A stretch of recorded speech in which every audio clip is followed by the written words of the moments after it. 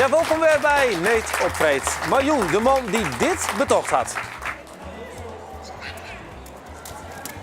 Ja, hoe betekent je dat nou? Water in het Natuurmuseum. Nou, Gerrit Koopmans die betocht het. En nog wel volle meer. En er komt ook weer een mystery guest del. En nou Tichelaar ermee ophoudt, is hij de enige die het nog docht. Dirk Kuyken is de laatste der Mohikanen van het Makkemer Ierdewerk. En bij u is hij aan de slag. Dat is aanst, nou even rap, toch alweer de 8e weken van dit hier.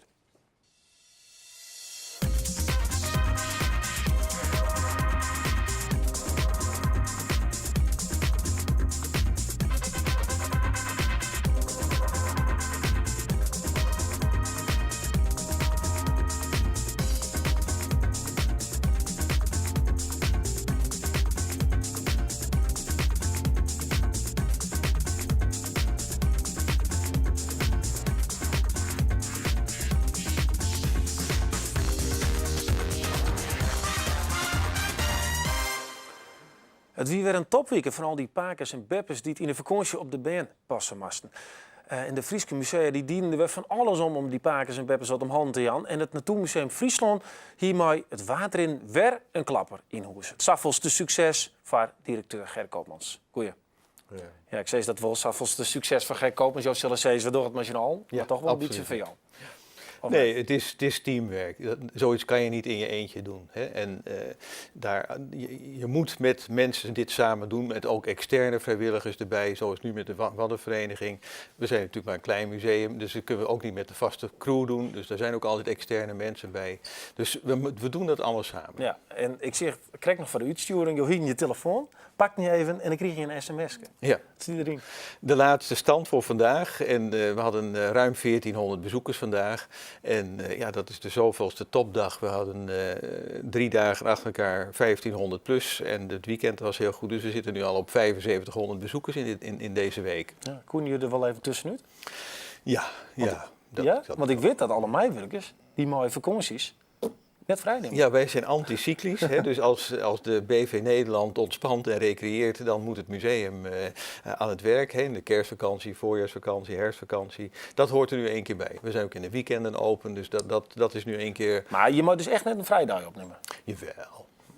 Maar nou kind eigenlijk net dus. Nou ja, niemand wil het ook. Mensen willen er ook gewoon bij zijn. Het is gewoon, zijn de leukste weken van het jaar om dat plezier van de bezoekers te zien. De kindertjes die genieten. Je zag het zo net in het beeld met de laarsjes stampen in het water. Het is gewoon, dat geeft enorm veel positieve energie. Iedereen wil er gewoon bij zijn. En komt het dan voor dat de directeur of de conservator wel het huisje himmelt of de telefoon opneemt? Ja, kijk, we zijn een kleine club. Dus we moeten alles samen doen. En dat betekent dat niemand zijn gewone werk kan doen. En dat dus als er wat gebeurt, er zijn dus veel kinderen in het museum. En er zijn wel eens wat jongetjes die niet zo precies mikken in de pot. Dus dan ligt daar het plasje niet in. En dan steen jou daar? Dan, ja, of even de medewerkers. Dan pakken we even maar de directeur dus ook? Nou ja, allemaal. Ja. Okay. Ja. Wat hebben we het succes van nou? Daar hebben wij juist de Westen film. Ik heb zelf ook even zoen, dat vond ik wel aardig. Water in het atrium. Nou, dat zit er zo ongeveer uit. Ik wil dat jullie op zoek gaan naar allemaal 3 verschillende schelpen. Heb je er wat gevonden? Mag je kiezen bij mij neerleggen? Wij vinden het, ik vind het zelf heel leuk, want ik ben altijd mee. En zij blauw wat ik leuk vind. Ja, zij willen elke week hier weer heen. Op Waasdiermiddag, dat is verste prik eigenlijk. Ja, en dat doet dus ook het heel aardig vindt. Ben, die vindt het ook griezelig mooi. Dit wie was een succesverhaal. Je zag, ik kreeg alweer 1500 mensen die het kwamen. Maar ja, hoe bedenk je dat? Dat je een hele kuub zon en water in dat gebouw. Want dat heb ik nog nooit ergens jongen. Nee, nou goed. Kijk, het museum heeft wel een bepaalde beeld gekregen. Hè? Dat we altijd wel wat doen in de vakantie. We hebben de keuze gemaakt om echt er voor jeugdig publiek te zijn. En er zijn andere partijen die ons kennen en zeggen, willen jullie niet wat samen doen? Vorig jaar hadden we de scouting, hadden we een survivalbaan hadden we in het atrium. En dit jaar kwam de Waddenvereniging buurten en vroegen, we zouden wel weer eens wat willen doen. We zijn wel eens eerder in het museum met een kraampje geweest. Nou ja, dan ga je aan het praten en binnen een vrij korte tijd, ik zit daar altijd zelf bij dat soort dingen, ontstaat dat idee en dat doen we. En ja, dat is ja, dat is zo om dan meteen zo... Neem eens even mooi in dat proces. Want dat is natuurlijk wel het succes van het Natuurmuseum. Er wordt wat betocht. Ja, maar dat is heel lastig om dat aan te geven, hoe dat dan werkt. Dat kan je niet sturen.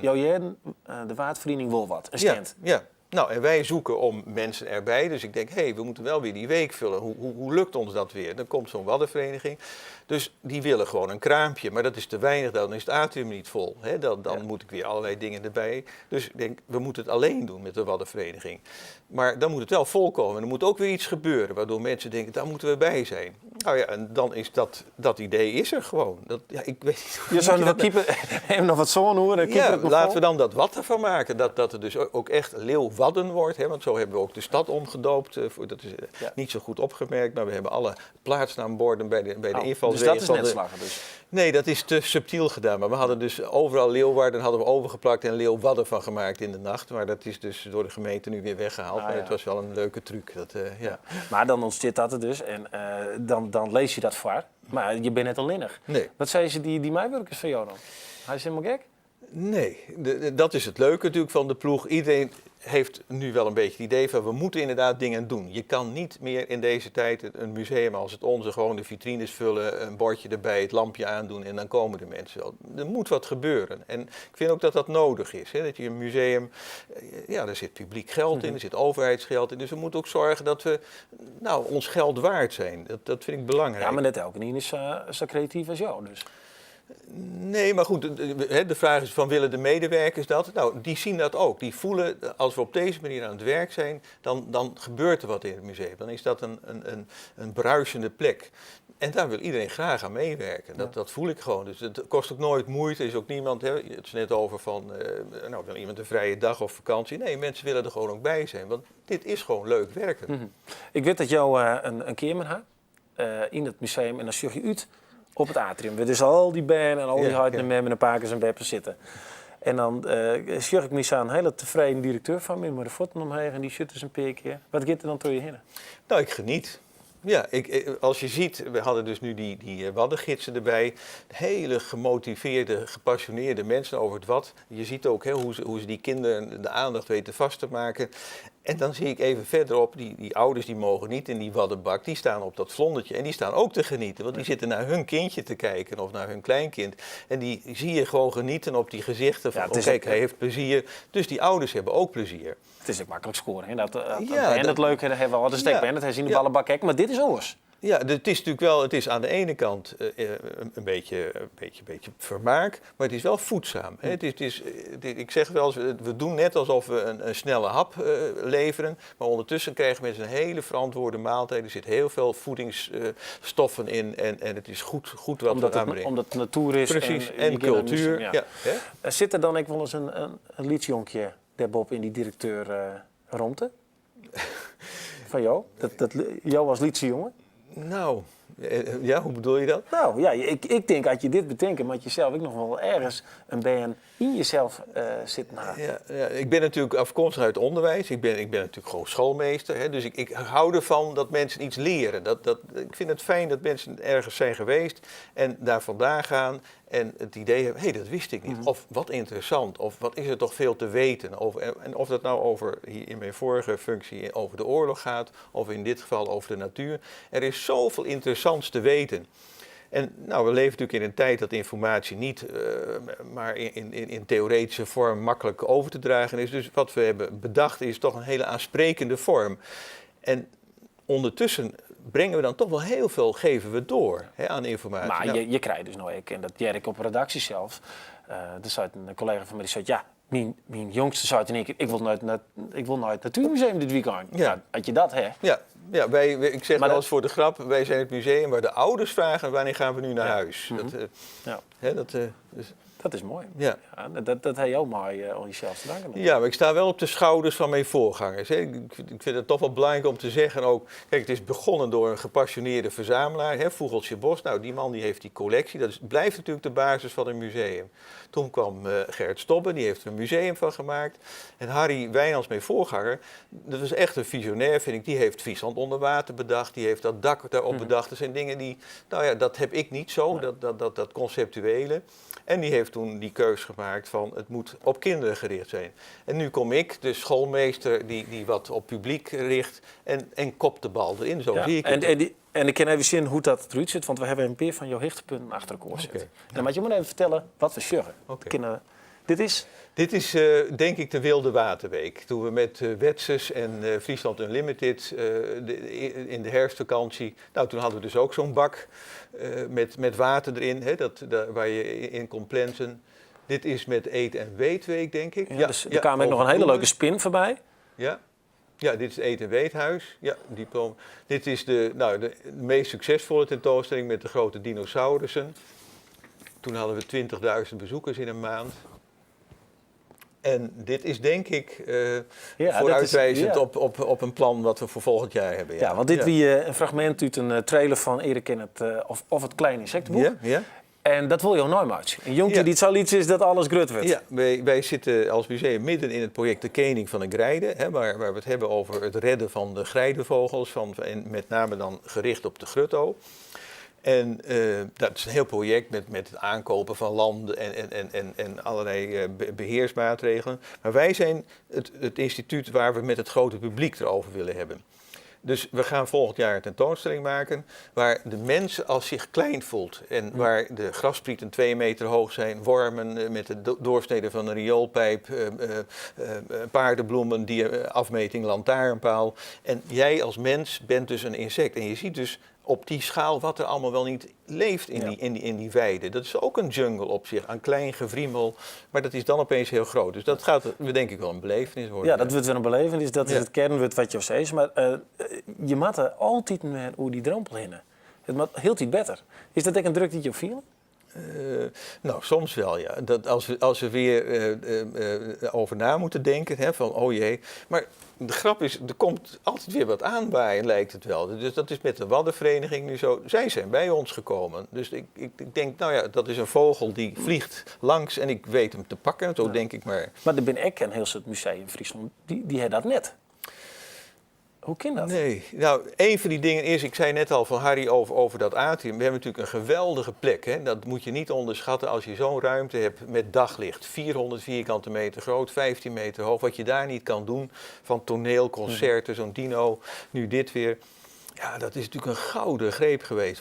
Wat dat doet als mensen alleen al binnenkomen. Hè? Het is een hele aparte sensatie. Hè? Dat gevoel van en binnen te zijn en... Hey, is dit nou buiten? Ja, nee, wat apart. Oh, er zit glas op, ja. Nou, ik zeg gewoon jouw eigen, die twinkely had je erop praten. Dus er zit nog een soort creatieve gedachte in. Ja, we gaan nog wel wat dingetjes doen. Kun je nog in één zin uitlezen wat er nog u te wachten steert om iets moois in de holle van Gerrit Koopmans? Een echte dream? Ja, die hangt van erg veel factoren af. En dat is, we hebben dus, ik denk dat het succesvolste blijvende onderdeel van het museum, dat Friesland onder water is. Dat is zo mooi gemaakt, zo fascinerend om doorheen te gaan. En mijn idee is om dat 4 keer zo groot te maken en dat je dan niet gewoon loopt, maar dat je ergens in mag gaan zitten en dat je dan daar doorheen gevaren wordt. Gevaren? Ja. Een soort van de Efteling droomvlucht. Ja, maar dan dus niet op het entertainment gericht, maar weer die informatie. Dat je ondertussen van alles en nog wat te weten komt over dat Friese zoetwatermilieu. En ondertussen iets beleeft. En denk, oh, dit is uniek. Mm-hmm. Had er nog meer musea binnen die denken van, ik moet toch eigenlijk wel die hele mooie prijs die je in Woen hebt van het leukste museum van Nederland, het Bennenmuseum. Wat zoen jou ze dan nog voor tip, Jan? Maar echt van jouw tip, hè? Mijn tip is gewoon dingen doen. Zorg dat er wat gebeurt in het museum. Mensen willen toch een gewoon museumbezoek waar je alleen maar kan lezen en kijken. Dat werkt niet meer. Dus je moet dingen organiseren. Zorg dat er wat gebeurt. Oké, nou, jij mag even uitdenken voor het volgende. Oké. Mooi. Ja, dadelijk zat je woon binnen van u de minuut. En die komt uit Balk. Nou eerst het nieuws van de week, want Tegelaar in Makkum, die maken bekend dat ze ophouden met de productie van het Makkumer Ierdewerk. Er bleef dus haast nog maar 1 man oer die traditie vastzetten kan. En die man is Dirk Kuken. Hij komt uit huis en heeft zijn werkplaats in Makkum nog wel. En jou bent dus aan de enige die er nog dwang in.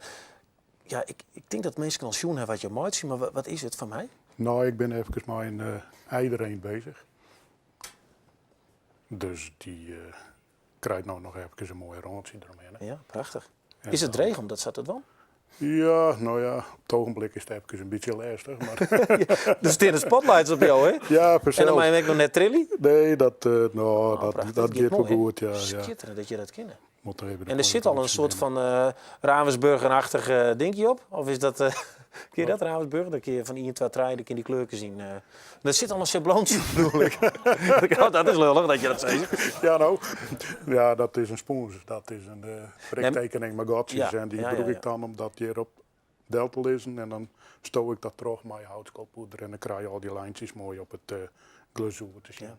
De man naast jou, Erik Lombaard, dat is een goede bekende van jou. Want hij, hij zit ook vlakbij je makker. Ja, we zitten Sammelen van elkaar. en ik verkeper van Makker maar Ierdewerk. Ja, we hebben een antiekwinkel. Ja. Hoe kwam het nice bij jou binnen dan? Want ja, Nou, dat was een schok. Ja, ik had het helemaal niet verwacht. We zagen wel dat het minder werd uiteraard. Maar dat het nou zo vlug was, nee. Dat had ik dan al een paar jaar Ja. later verwacht. en Johan ook gauw nog even een pillijst tegel zien kocht? Nou nee, die hebben we nog zo genoeg. Ja? Ja. Nog? Jouw naam wat mooi. Of dat heb ik gevraagd. Ik zei, neem eens even wat mooi. Wat van jou is, wat heel speciaal voor je is. Want Ja, je bent, ja. je verkeert het spel, maar je hebt zelf ook echt een liefde voor het makken. Ja, Wat- zeker. Toen zou je dit wel op mij nemen. Dat wil ik even Nou. zien laten. Wat is het? Dit is een plaat of plaquette. En deze zijn gemaakt van 1870, 1850, 1860 tot, nou ja, tot heden. Laten we dan zeggen, tot ja. de fabriek stopt. Er zijn er ongeveer 90.000 van gemaakt. Je kan ze vinden over de hele wereld. In Amerika, Zuid-Amerika, Italië, Engeland, overal komen ze vandaan. Tenminste, daar worden ze gevonden. Maar er zijn er ontzettend veel gebroken door het grote plaatwerk. Ja, want hij is zwier. En jij, nou, Ja, ik begin er eigenlijk met de hond, want, hij is zwaar. Kijk, en als je hier zit, er zit ook een krimpscheurtje Ja. in. Dus als je hem te hard neerlegt, tjoep, dan is hij door de midden en is hij waardeloos. maar tafereel. Want dat is toch heel speciaal. want Dit tafereeltje, dat is bij de sluis van Makkum, vaar je hier door naar Bolsward toe. Hier is de winkel, bij de Verlaatsbrug. En hier is de fabriek van Tegelaar. die zit er zelfs eens op. De fabriek die staat er zelf op. Die is al ongeveer 400 jaar geleden gebouwd. En waarom is dit zo speciaal voor jou? Nou, het is een stukje Makkum. Makkum gemaakt, Makkum gezicht.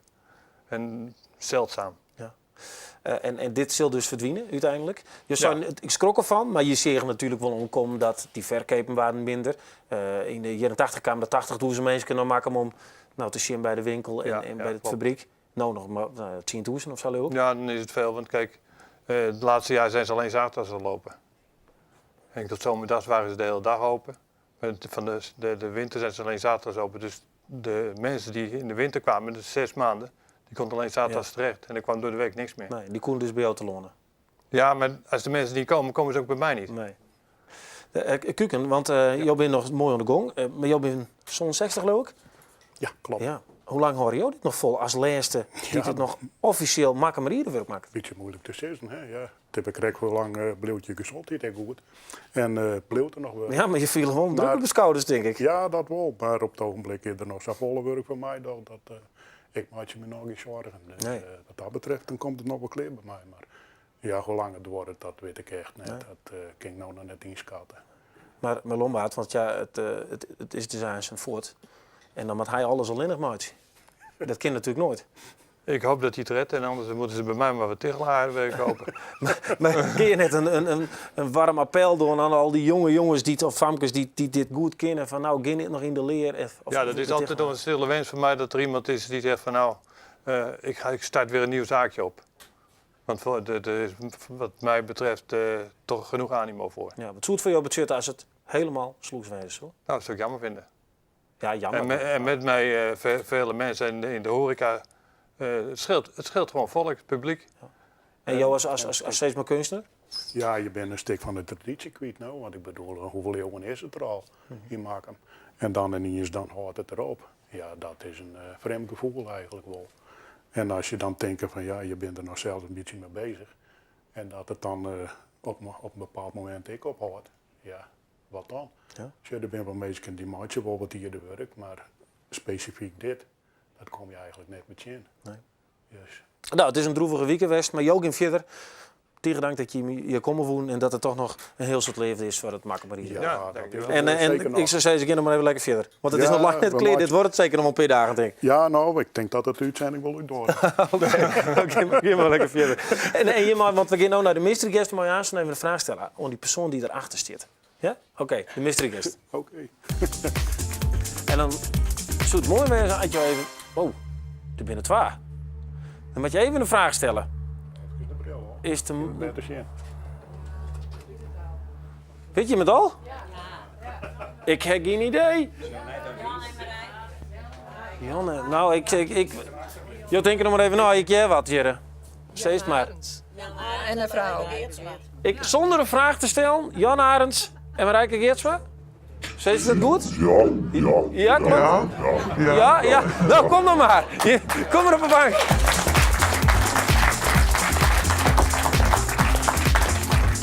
Nou, goeie. Ze zeggen het voor nadelijk. Ja. Nou, je moet op de bank zitten. Waar wie de eerste die het wist? Waar wie de eerste? Ja? Zo. Krijg je ook 2 vrijkaartjes van Oh, ik zeg het al. Friesland Wonderland. Oh, dan was het min. Ik heb het nog nooit die in 2 mensen op die bank, maar het maakt wel kinderen. Het is een grote bank. Hoe doen we het nou? Maar draaien naast. Ja. Nou, welkom. Om en om. Wat leuk dat je me binnen. Ja. Vind ik wel. Wat doe je nou, Krek? 2 vrijkaartjes voor Friesland Wonderland. Dat is een nieuw project van Buog. En dat is binnenkort al na een week al. Dus ik denk, nou, als ze 3 krijgen, een vrijkaartje. Okay. Ik vind het leuk dat je maar je 2 aan zitten. Wat een pad. Nou, draai maar. Ik let het wel op me heen. Dan kom je van je maar draaien. En dan komt hij op een vraag. En dan stel ik die vraag. En dan moet je hem nog al eerlijk niet beantwoorden. Eerlijk, hè? Ja, eerlijk. Je mag wel een beetje leren. Ja, maar eigenlijk een hele goeie. Maar eigenlijk een hele goede witte. Dat het gaat over het maatschappelijke verhaal een beetje. De bezuinigings op cultuur hebben echt positieve gevolgen. Ja, dat denk ik. Er komen alweer nieuwe initiatieven en er gebeuren weer een heel soort dingen. Dus dat is echt prachtig. Ja, Dus ik ben het helemaal mee eens. Wij gaan nu de kar weer op het trekken. Dus we gaan ik zat er op Friesland weer. En dan moest hij alles van eens kleren, maar we hetzelfde doen. Dus Ja, want je ziet met theater. Ja. Daar het wat afspelen. Kun je nog even een kwart uur lezen wat er gebeurt? Het is natuurlijk het weer een moeilijk proces. Ja, het weer een moeilijk proces en we moesten gewoon 3% inleveren. Dat kwam het op Del. En we moesten wel 100% beschikbaar wezen. En wij zijn ooit begonnen met 50%, doe 70, doe 80, en dan ging ze maar terug tot 100. En dan hadden we toch een beetje het gevoel dat we helemaal weer omgingen. Dus ja, dat doen we net. Nee, en als je het waar, hè? Ja. Dat is ook raar, of niet? Of is dat juist wel mooi, dat je elkaar hebt dan? Ja, ik denk dat het geweldig is, want we doen heel soort dingen together. We hebben nu oorlogstrinnen op Prim gezet. En dat spelen we in april in het Kazematten en in mei in het Tresor. En in oktober in het Nieuwe Museum. En het Heikskreun, dat speel ik met Ted Roosendaal en Astrid Reitsma.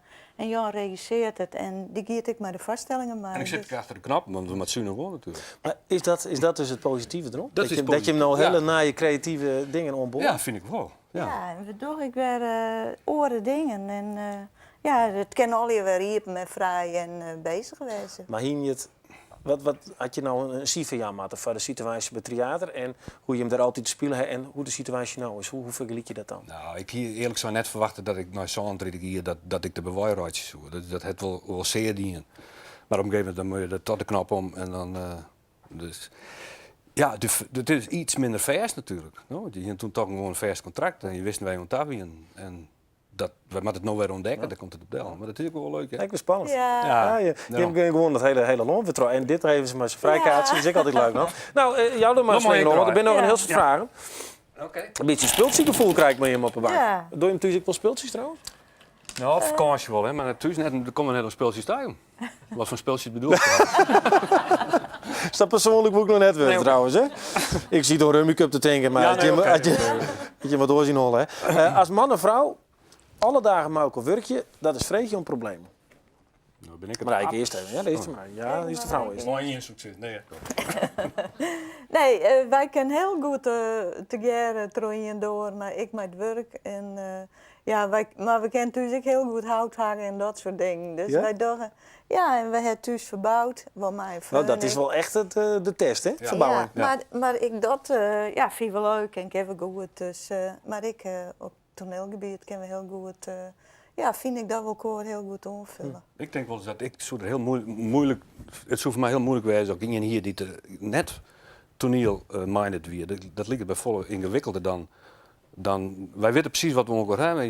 Je hebt hetzelfde hobby, wat nou je vak worden is. Dus ja, de hele korte lijntjes is er dan. Laatst ziet je Riens Graten, maar toen vreeg ik dat ik van wat is belangrijker, het gezin of het werk? En toen zei hij nee, het werk. En dat begreep ik net, hij had me letter uitleggen, maar hij zei ik ben altijd mijn werk. Is dat bij hem ook zo?